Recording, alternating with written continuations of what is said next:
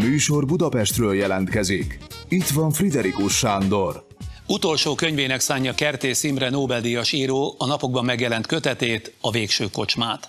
Az utolsó küzdelemnek, hogy az ember még egyszer teremtsen a világból valamit, amit csak az övé. Így aztán ez a végső kocsma tele van keserű itallal, önkábítással, leépüléssel, a reménytelenül múló idővel. És tele vannak mindezzel a beteg író helyenként szaggatott mondatai is, abban az interjúban, amelyet azt követően készítettem vele a lakásán, hogy augusztus 20-án átvette a Szent István rendet. Kérem, így nézzék és hallgassák a beszélgetést Kertész Imrével. Hát akkor kezdjük azzal, hogy vagy, milyen az egészségi állapotod, mert ha jól emlékszem, bocsánat? Rossz. Rossz? Hát tulajdonképpen rossz, de tartom magam. De Berlinből állítólag azért jöttél Pestre 2 évvel ezelőtt, mert akkor azt mondtad, hogy itt különlegesen jó orvosi kezelést kapsz. Nem, Berlinben kaptam különlegesen rossz orvosi kezelést. Olyan dolgok történtek velem a kórházakban, hogy az elképesztő. A német egészségügy sincs a csúcsok csúcsán? Hát nincs. Például a Martin Luther kórházban, amiről azt hittem, hogy az egy ilyen VIP, meg ilyen nem tudom én micsoda. Kiderült 5 nap múlva, hogy nincs neurológusuk. Az én betegségem az speciál neurológus kellett. És akkor jött a neurológus, ez egy ilyen nagy, szép őszember volt, ismerte a könyveimet, adjak neki itt egy aláírás, adjak neki ott egy aláírás, fölírt néhány receptet, és elment. És aztán mi hazamentünk, és körülbelül 5 nap múlva kaptunk egy számlát, ami körülbelül 900 euró volt, ami egy kicsit sok. Egyszeri kezelésért, vagy egyszeri látogatásért? Egyszeri látogatás. És akkor mondtam a Magdinak, hogy, illetve azt hiszem Magdinak jutott az eszébe, hogy mi is küldünk egy számlát, egy Nobel-díjas íróval beszélgetni, 300 márka. Egy autogram, 900 márka. Szóval magyarul visszakértétek a kezelés, vagy a látogatás árát? Nem csináltátok? Nem, sajnos. De azt mondod, hogy az egészségállapotod rossz? Hát meg vagyok. Halál kiszámíthatatlan. Megcsináltam az életművemet, ez a lényeg. Nem volt könnyű, mert az utolsó könyv, amire szerződtünk, a kiadómmal, a Rovolttal, az egy 10 éves napló lett volna.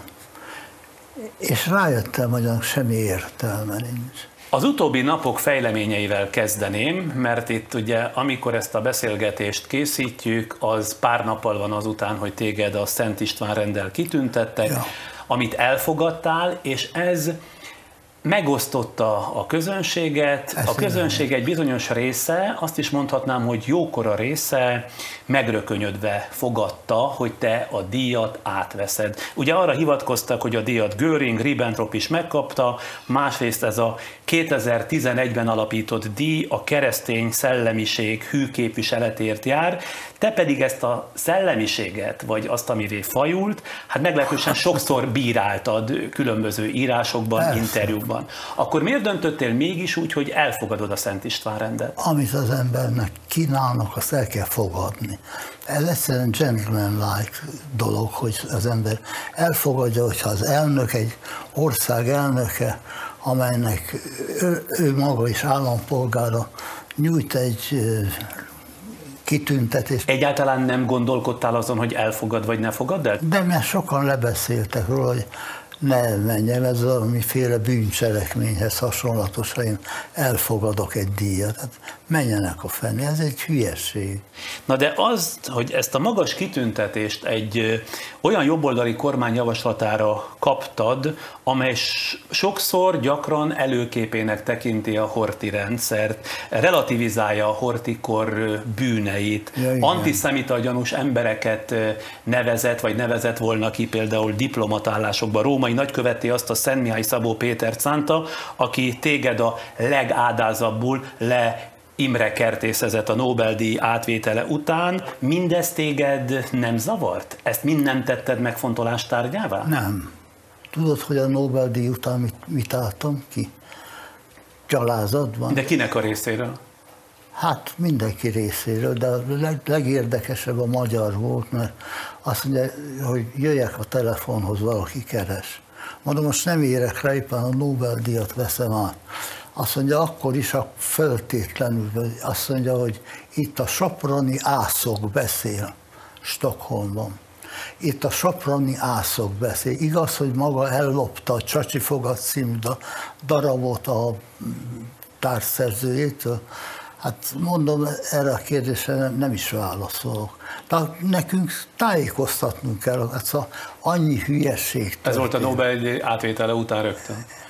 Alatt. Nem tudom, hogy mennyire olvasol sajtót? Hazai sajtót? Magyar, nem magyar nyelven van írva.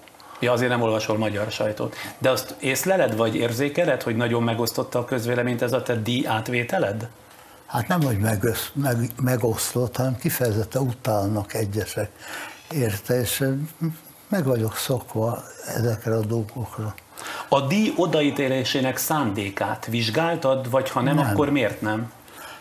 Azért nem, mert aki fölkínálta, az a magyar államnak volt a feje, a elnöke. De a kormány, illetve a kormányfő javaslatára teszi. És te nem teszed kritika tárgyává mindazt, amit ez a kormány itt az elmúlt 4-5 évben produkált? Azt nem tudom, de én a regényeim... Nem tudod, mit nem tudsz? Nem ismered azt? Produkál. Ja, nem tudod, mert nem tájékozódsz. Nem tájékozódok gazdaságilag, nem tudom, hogy mit kell csinálni, hogy az ország... Ja, én azt tapasztalom ebben az országban, hogy senkivel se lehet beszélni tulajdonképpen, és ez nagyon nagy baj. Hogy érted, hogy senkivel sem lehet beszélni? beszélni? Nem lehet senkivel sem megértetni magad.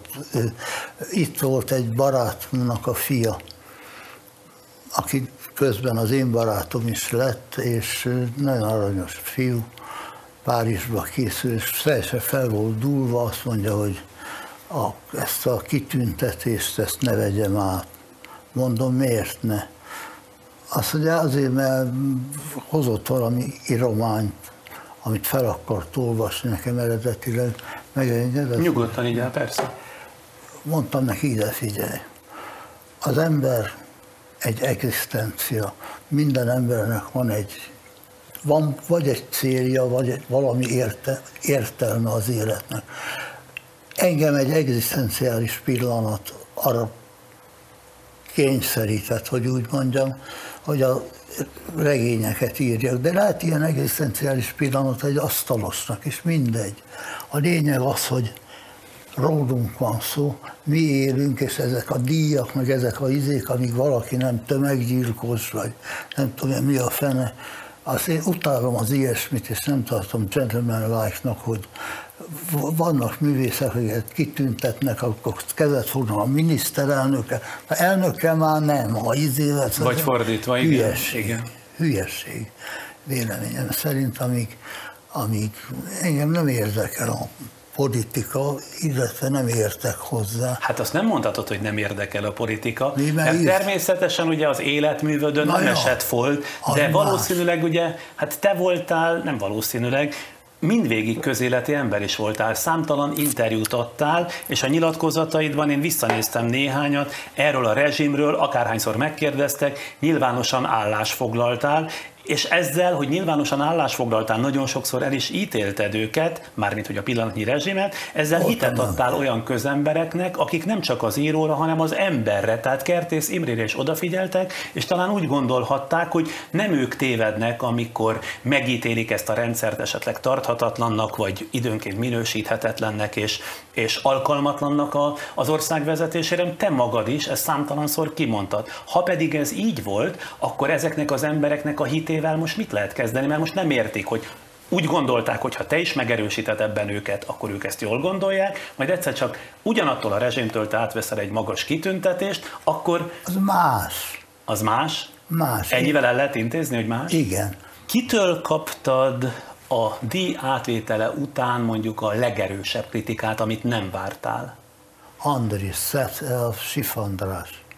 Ő megkritizált? Felhívott telefonon? Nem felhívott telefonon, hanem küldött egy faxot.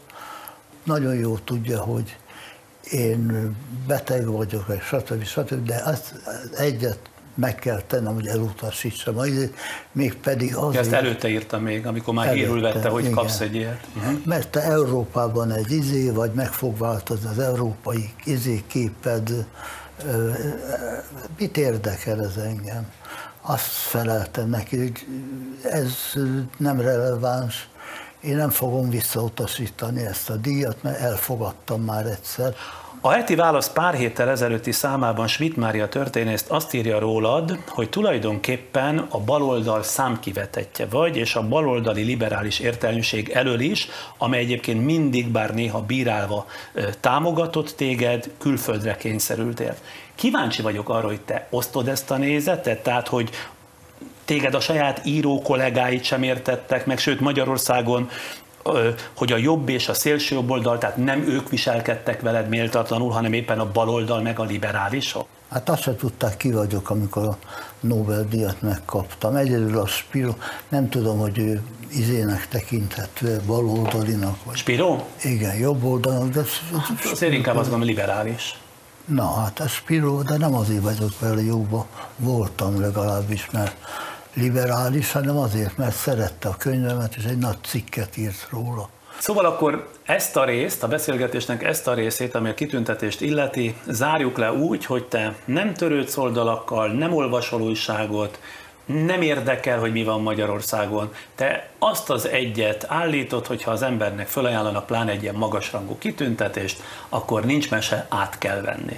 Engem nem kötött le ez a mostani utóbbi vita erről az átvevésről, mert éppen azért küzdöttem, hogy a regényemet a külföldi kiadóim akceptálják, rengeteget kívántam tőlük. És az sem érdekel, hogy esetleg jó néhányan csalódnak? Az olvasók, a közemberek. Hát a kitüntetés nem egy olyan nagy dolog, mint ők hiszik. Na, itt van akkor ez a könyv, végül is ezért jöttem, a napokban megjelenő Végső kocsma, ami részben napló, az öregkorral folytatott küzdelmekről szólóan, az utóbbi évekről, részben pedig, ahogy te mondod, nekirugaszkodás egy regénynek, amely a halálról szól.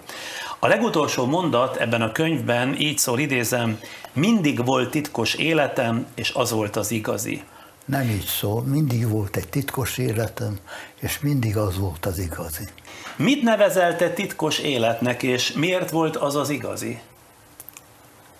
Ez az, amit nem lehet megmagyarázni. Mint ahogy nem lehet megmagyarázni azt sem, hogy hogyan jön a legmélyebb nyomorból, hogyan jön a boldogság érzet. Szerintem azért olvas el és addig lesz egy könyvnek élete, ameddig nem értik, amíg fölteszik ezt a kérdést, hogy mit jelent a titkos élet. De ha elolvasom a könyvet, akkor megfejthetem belőle? Nem. Megfejtheted, de sokat kell foglalkoznod vele, és újra el kell olvasnod.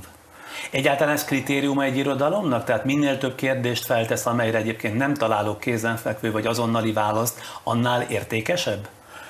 Nem, ebben az értelemben nem, de minél nehezebben szereted, és nem tudod, hogy miért szereted, és egyre több oldalát fedezett fel a szeretet okainak, és akkor megmarad benned, és oda jött hozzám egy kisfiú, egyszer Frankfurtban felolvastam a Márairól szóló esszében, és annyira tele volt a terem, hogy nem jutott, csak földön is ültek olvasók, és oda jön hozzám egy gyerek, és egy márai könyvet hoz, 2 márai könyvet hoz, hogy dedikál. Mondom, kisfiam, nem dedikálhatom egy más író könyvét.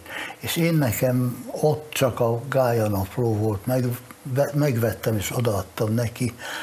Az a gondolattal, hogy nem az a lényeg, hogy ezt most elolvassa és megértse, az lényeg, hogy elolvassa, de kilép egy világból, és megérti, hogy van egy másik világ, létezik egy olyan terület, amelyen ő szabad és gondolkodik azon, hogy miért boldog ez a fiú, amikor a koncentrációs táborból kikerül, és miért nem fogadja el a nyelvet, amelyet már előre kiszabtak neki.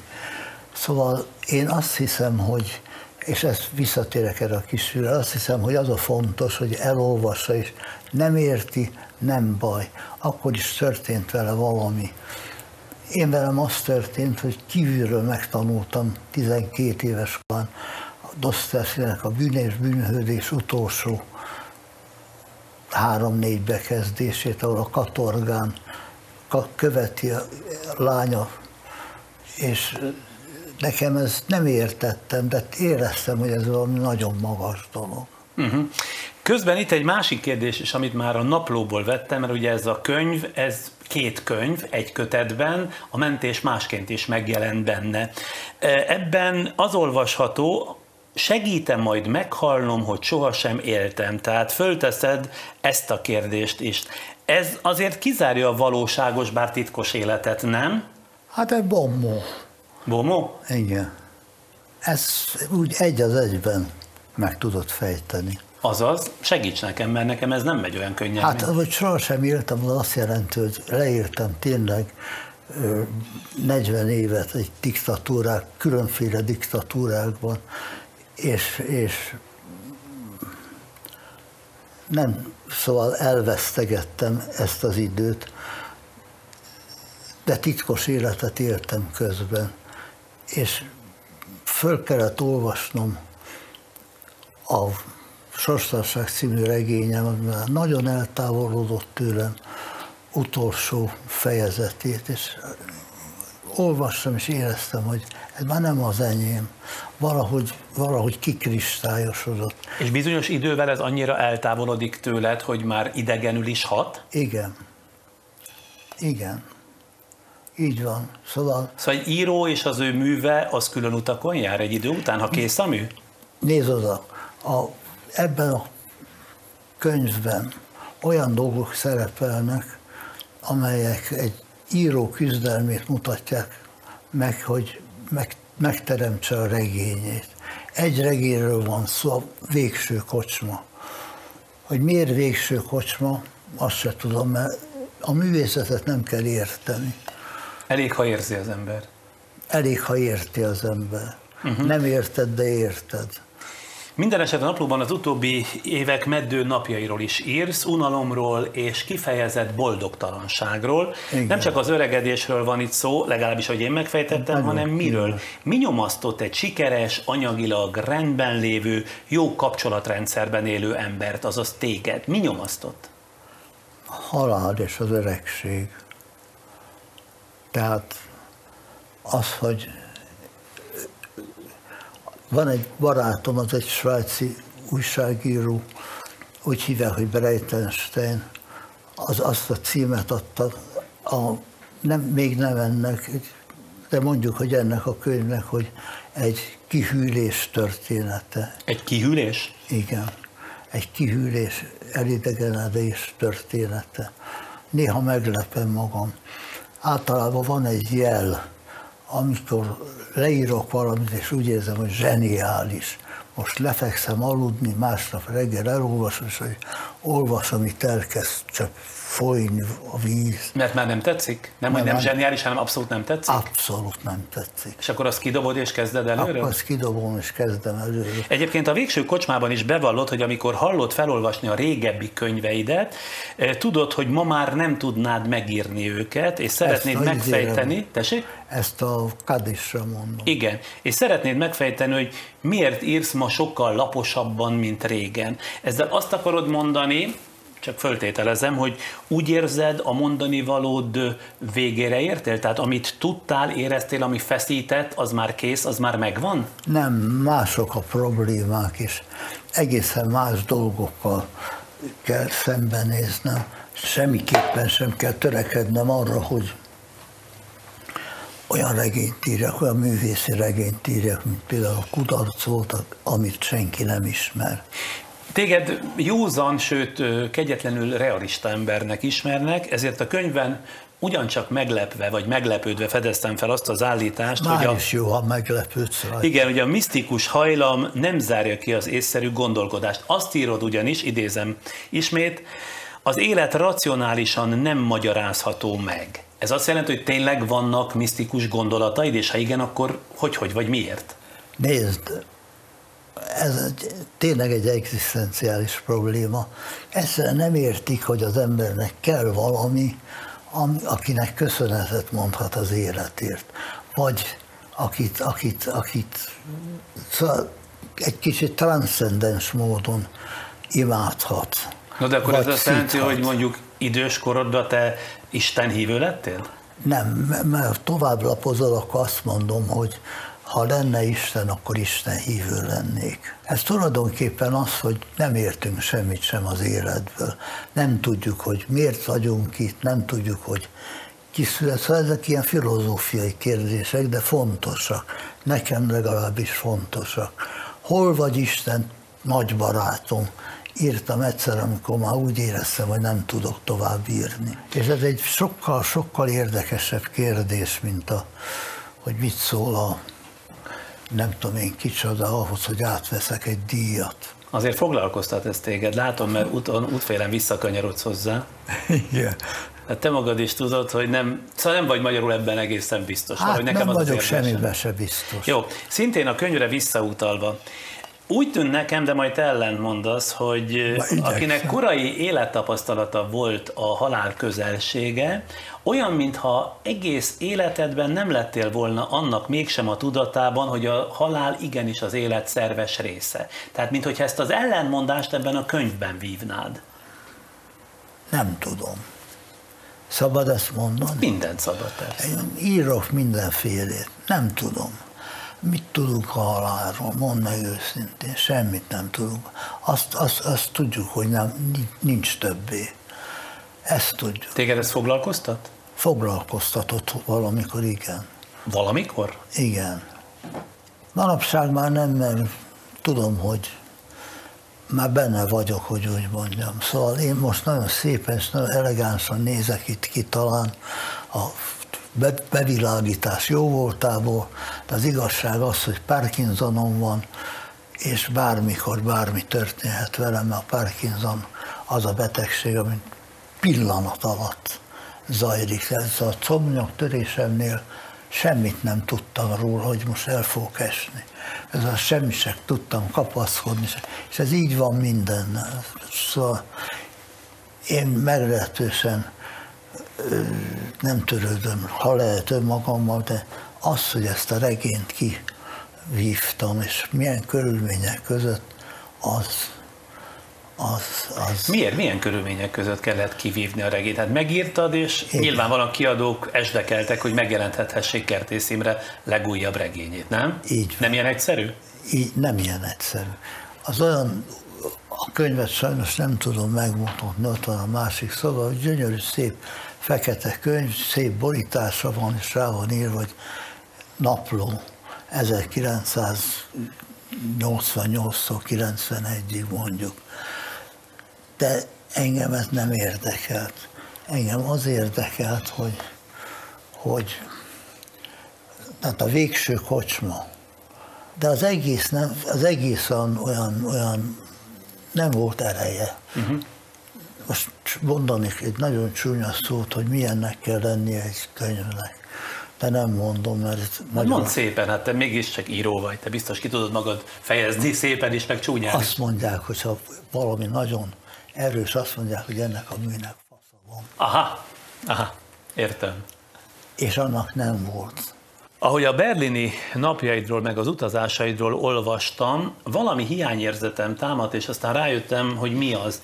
Mintha nincsenek, vagy nem lennének igazi, közeli barátaid. Ismerőseid, jó embereid vannak, de mintha igazából magányos lennél. Ezt jól vettem észre? Ezt jól veszed észre. Hát jó, ahhoz, hogy dolgozni tudjak, az egyedül kell lenni. Na rendben, amikor dolgozik az ember. De azon túl? Azon túl is egyedül kell lenni. De csak olyan emberekkel szóba állni, akit szeretsz. Vagy nekem van egy csomó barátom, mint van azért? Hát persze, hogy van. Tehát akkor ne vegyem készpénznek, amit ebben olvastam?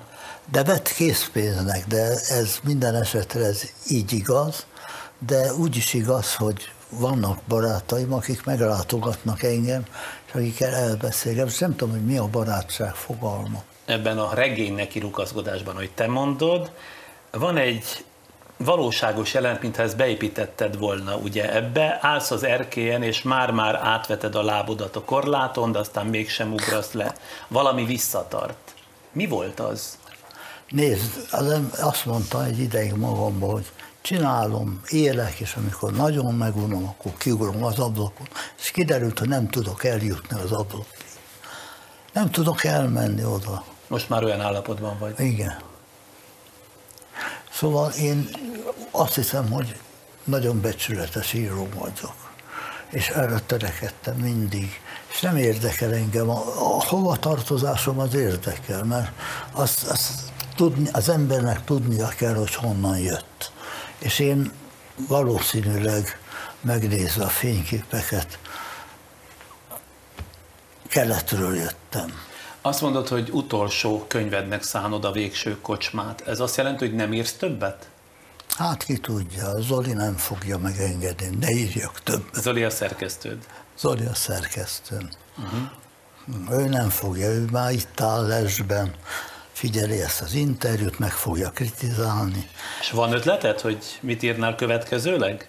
Hát én legszívesebben semmit se írnék, de tény az, hogy van egy csomó hangfelvételem, tudod. Én ezzel íróilag végeztem, de ha ilyen pluszokat, ilyen izéket hoznak elém, ami tetszik, akkor megcsinálom. Hát nagyon köszönöm, hogy itt fogadtál. Valamit felolvasol végezetül, mert kijelöltél egy részt, és az azt hiszem, hogy nagyon szép és nagyon jól jellemzi mindazt, ami ebben a könyvben benne foglaltatik. Azt mondtad, hogy szóval egy korábbi változatban úgy képzeltem, hogy egy verssel vezetem be, és egy verssel végzem.